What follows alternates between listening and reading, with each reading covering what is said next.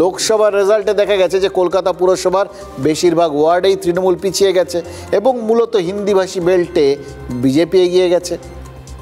এবার দেখা যাচ্ছে ওই এসআইআরের সংগ্রহীত ফর্মের ভিত্তিতেও একটা ওরকম ভাগাভাগির ছবি আমাদের সামনে আস্তে আস্তে স্পষ্ট হচ্ছে। সংগ্রহীত ব্যাপারটা উল্টো দিক থেকে যদি দেখেন, মানে অসংগ্রহীত যে ফর্মগুলো সেই নিরিখে এগিয়ে গেছে কিন্তু এই কলকাতায়, মানে বেশিরভাগই জমা পড়েনি। এই সংখ্যাটা যদি দেখেন তাহলে সেটাই কলকাতা। এবং এক্ষেত্রেও হিন্দি বেল্টগুলোতেই ফর্মগুলো না আসার সংখ্যাটা সব থেকে বেশি।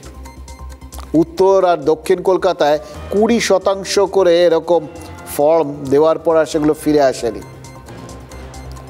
এর মধ্যে ফর্ম দেওয়া যায়নি এটাও আছে, আবার দেওয়ার পর ফিরে আসেনি এটাও আছে। মোদ্দা কথা, ফর্ম ফেরেনি। এরা কারা? আমাদের ক্যামেরা কলকাতার 93 নম্বর ওয়ার্ডে গেছিল, হাঁড়ির একটা চাল টিপে দেখার চেষ্টা আর কি। রাসবিহারীর ওই এলাকায় কম বেশি 95 থেকে 100টা ঘরে হিন্দিভাষীদের বাস, এবং দেখা যাচ্ছে কি জানেন, অধিকাংশই তালাবন্ধ। কোথায় গেলেন তারা? স্থানীয়রা বলছেন অনেকেরই ভিন রাজ্যে ভোটার কার্ড ছিল, বিহারে ভোটও দিয়েছেন অনেকে, কিন্তু রাজ্যে ভোটার তালিকা মিলিয়ে ফর্ম আসায় এখন ফেঁসে যাওয়ার ভয়ে পাত্তারি গোটাচ্ছেন। যে ভয়ে বাংলাদেশিরা পালাচ্ছিল সেই একই ভয় কি শহরের হিন্দিভাষীদেরও?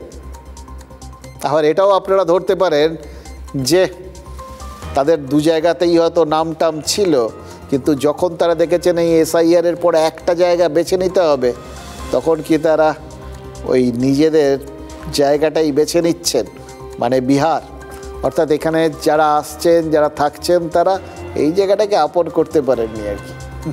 মজাটা হলো এই সন্দেহভাজনরা তৃণমূলের আস্থাভাজন আর হতে পারছেন না, আবার এদের একদম বাদের খাতায় ফেলাটাও ঝুঁকির হয়ে যাচ্ছে।